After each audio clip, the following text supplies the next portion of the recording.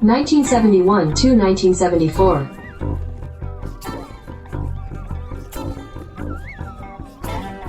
Strat-O-Matic Excel Carryover League.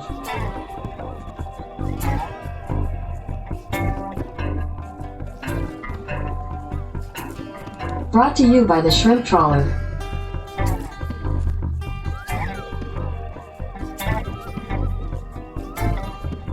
Game 486, Ohio players at Cleveland. Welcome back, baseball fans. 1971-74 Carryover League. We got a series today in the American League North. It's been a really good division this year, but it's set up for a very imbalanced series between the fictional Ohio Players Baseball Club and the Cleveland Indians. State of Ohio, a little intra-state rivalry here from playing out of Dayton, Ohio. Are the Ohio Players, where the band was formed, and the Cleveland Indians. And in this particular sequence of scheduling, this is not working out well for the Ohio Player team. So we've played Philadelphia at Florida already. Florida faded like a cheap suit there. 3 games back and did nothing. They lost 3 straight, and they just did a terrible job there. This is Florida, by the way, not the Mets. So we're up here in another improbable series. Head-to-head, Ohio played Cleveland tough. Cleveland only beat them 4-3, so they have a +1 tiebreaker. Won't be necessary. As Ohio woke up from the All-Star break to find themselves 7 games behind Cleveland, as the Ohio players played terribly just before the break, getting beaten pretty bad by the Tigers and the Expos in this division, and didn't show up for those series. They played very poorly, so they found themselves 7 full games behind the Cleveland team, who would have been in second, but lost a tiebreaker to the Tigers. Tigers beat the Expos. Now the Expos are looking for either second or third place. It's 3 amazingly well put together teams, and the Ohio Players team is the 4th one. 7 games back. And yeah, it doesn't look any better than that, folks. Yes, indeed. The Ohio Players, with 7 games left and 7 games back of third place, they need to win all 7 games. So, some interesting things to consider here. Cleveland does not have much to win in this. They're going to win the series. But if they lose game 1, to Ohio and go down 0-1, best they can do is get a split in game 2, 1-1. Beyond that, they're going to lose ground in the overall standings. So be careful what you wish for, Cleveland. I mean, you get an easy layup here, but overall, it could be where Ohio ruins Cleveland's season. And so, because of that, the Indians are going to play game 1 like it's game 7 of the World Series, wanting desperately to get these guys done in 1 game and win this thing 1-0. So we're starting right here. There's nothing to show you. There's no games that have been played yet. We're at game 1, and we're coming out of this with the aces on each team. It's Don Wilson for the Ohio. He was an Astro in 71, won 16 games with a 2.45 ERA and 268 innings. Don Wilson will face, of course, the All-Star, Gaylord Perry.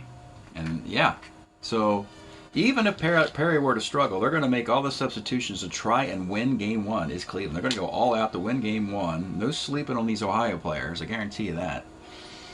Particularly when Gaylord Perry was a 24-game winner with a 1.92 ERA and a starter 9. So let's get started from Municipal Stadium in Cleveland.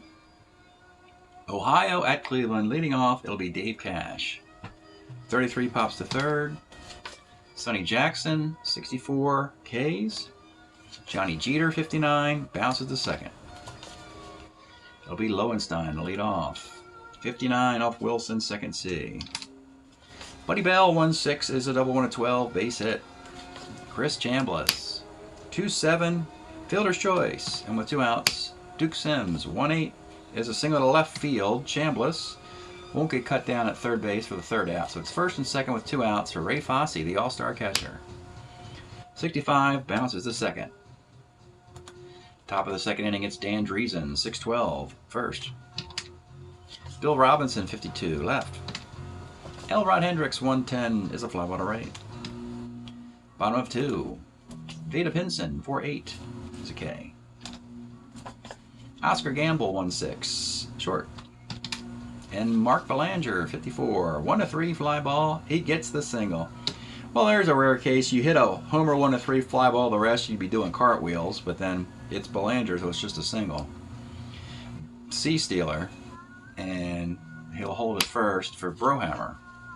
54 for the left side of Wilson's card is homer 1-9, double the rest, and now you get the double. So now you can run Belanger with 2 outs.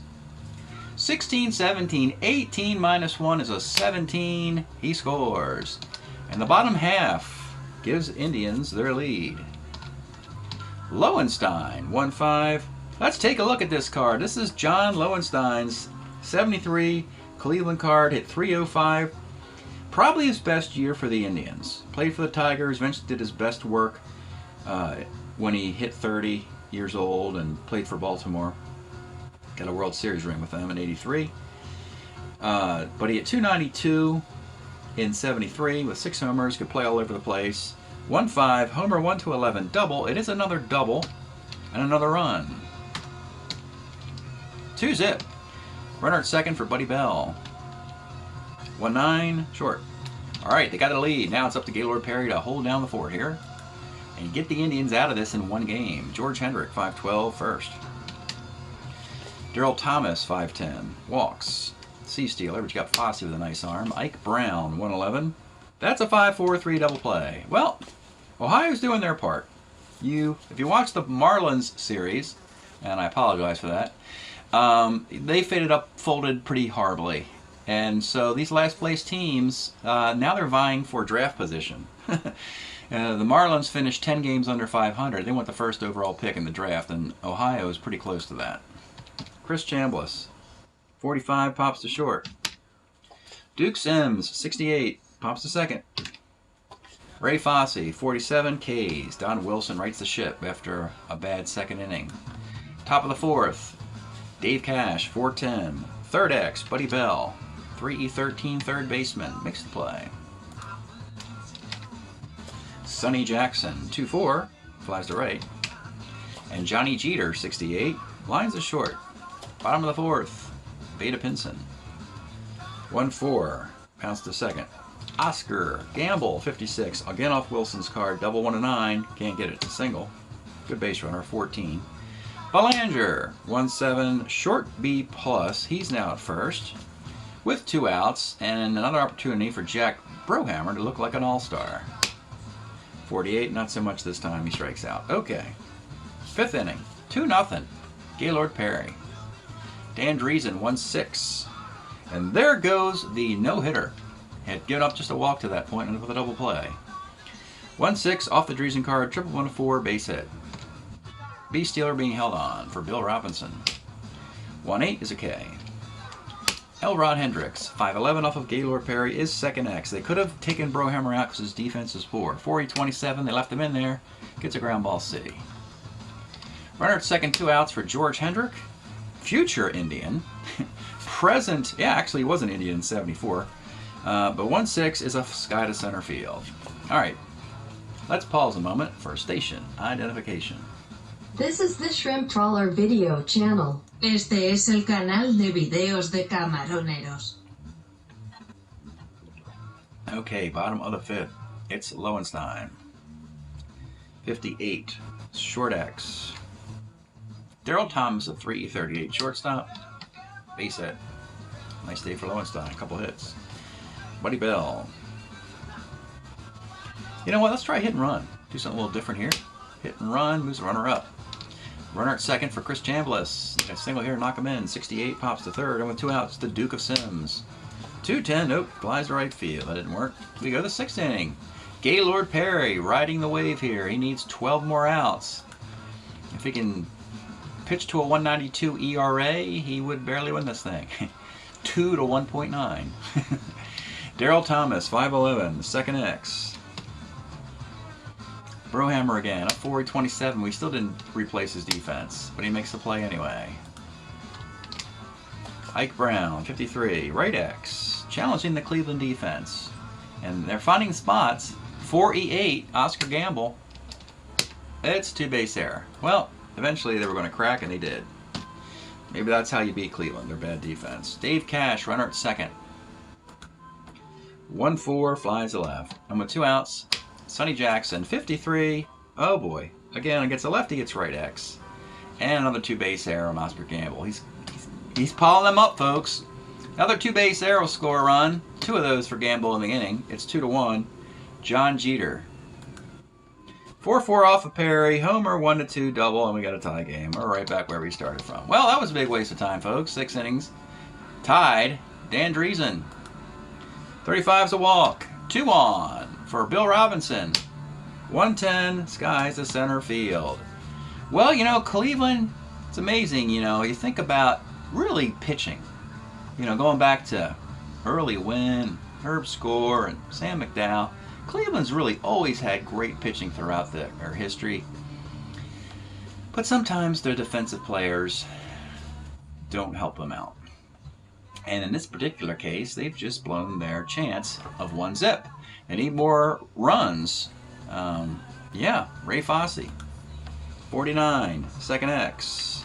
Dave Cash, a 2E22 second baseman for the opponent. Shows you how to field ground balls. That's how you do it. Veda Pinson, 47, is a walk. B. Steeler, Veda. I'll stay there, and the little boo birds are coming out. Oscar Gamble steps in the box, and he's hearing it. He's hearing it from the fans. 200 runs clearly off of him. The pitch to Oscar Gamble.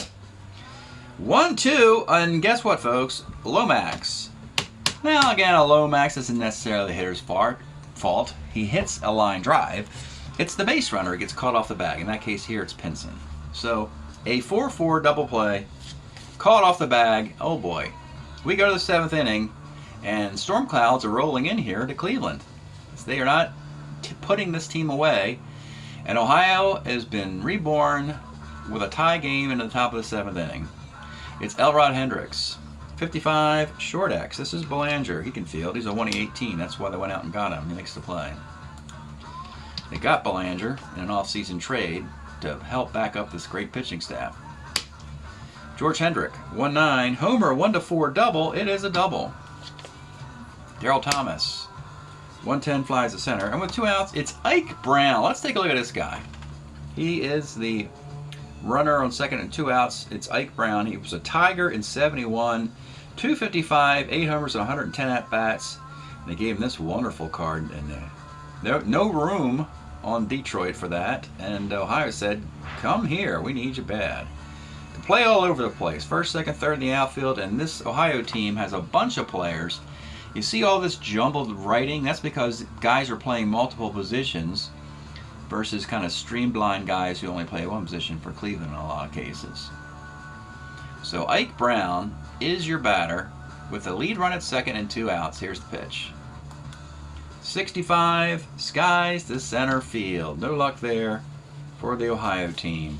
We got a 2-2 thriller, sorta, here in Cleveland, Indian land.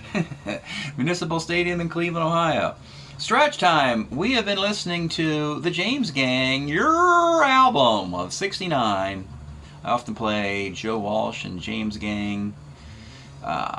For the Cleveland team, they seem like a kind of a rock and roll Hall of Fame kind of house band sort of thing. Whether they're even in the Hall of Fame, I'm not even sure. They probably aren't. Anyway, this is a great LP, by the way. Funk 48, you got Stop, that was covered by many bands, Lost Woman, and Take a Look Around. Good stuff here. James Gang, early James Gang from 69. Back to the game.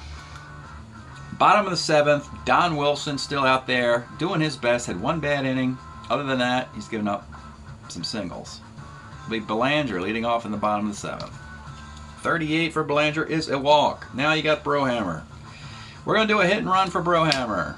And this is going to be disaster. Yep, that is going to be your line out double play on 12.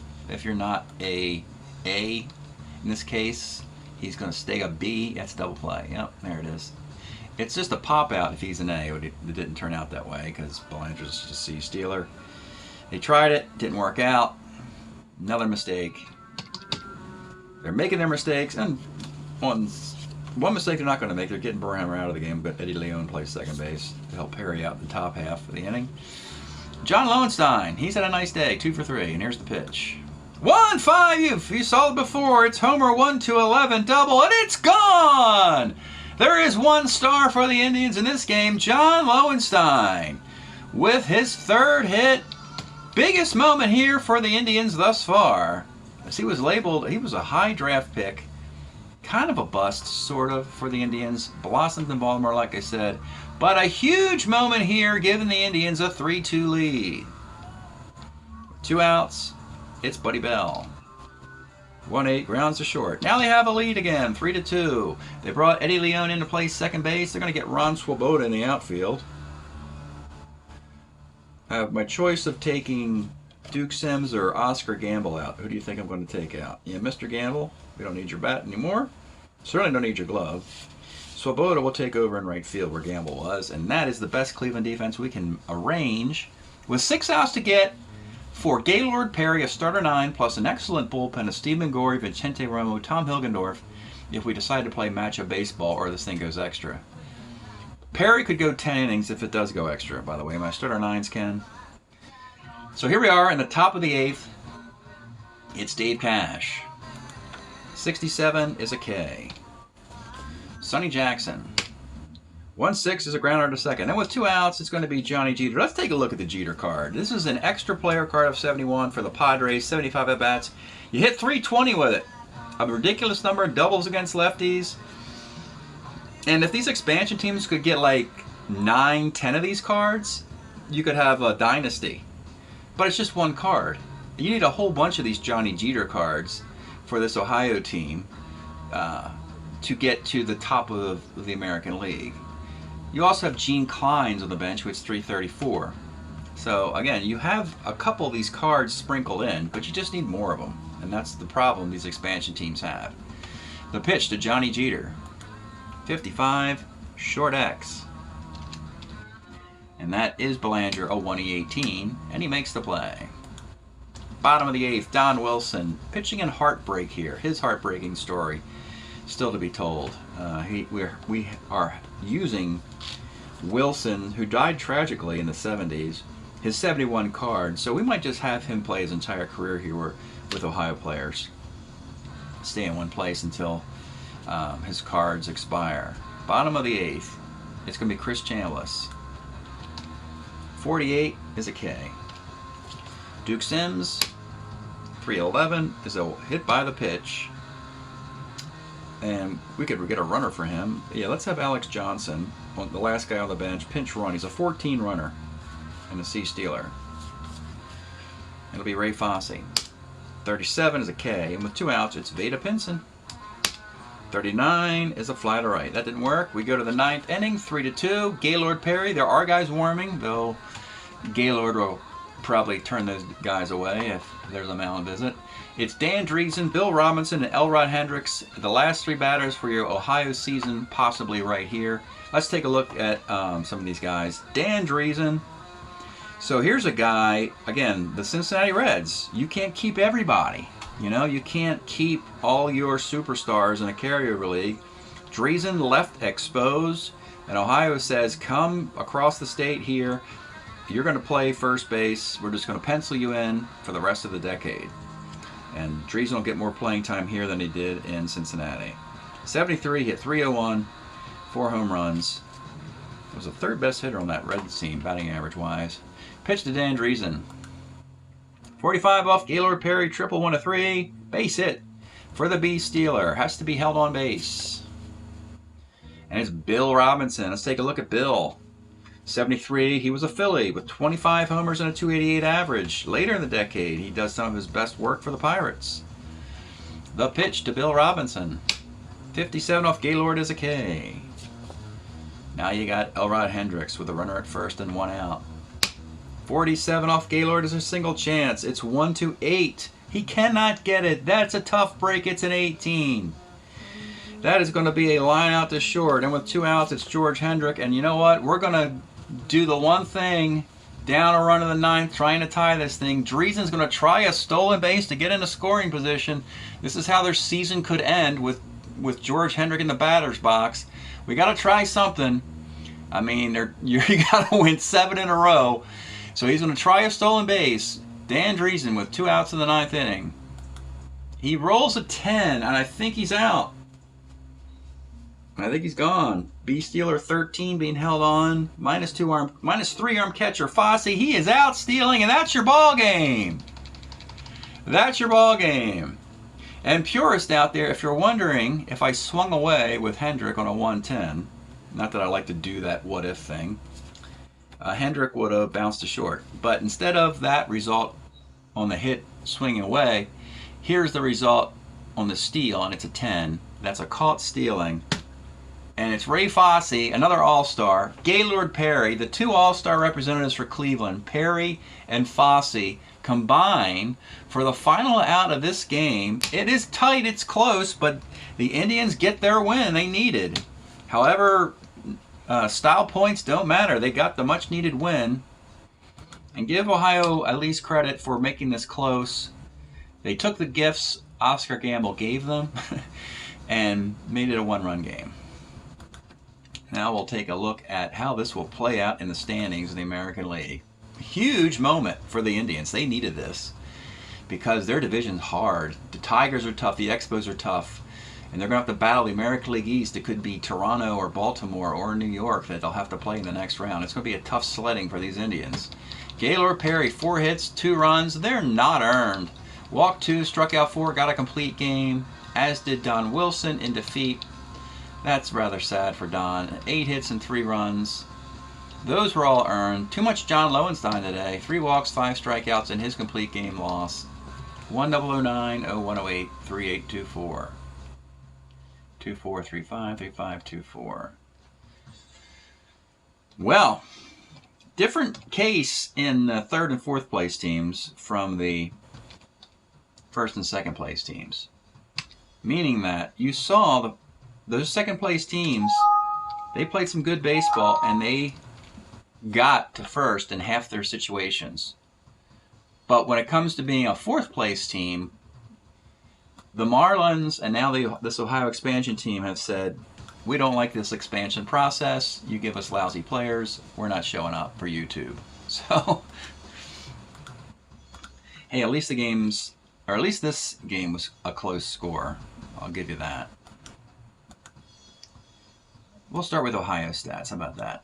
So they finished 8-17. They do not get the first pick in the draft as much as they tried, because they are behind the Marlins. They had 261 this year with a 4.33 ERA. Don Wilson 2-5, 3 complete games. That's a shame. He's pitched okay. 23 runs in 62 innings. A 3.33 ERA is okay. Offensively, you got 5 homers for Ike Brown. Gosh, nobody has 20 RBIs on this team. Well, that's terrible. If they had speed, that'd be nice. Dave Cash had 6 stolen bases, which is nice. That's okay. Larry Lentz had 3.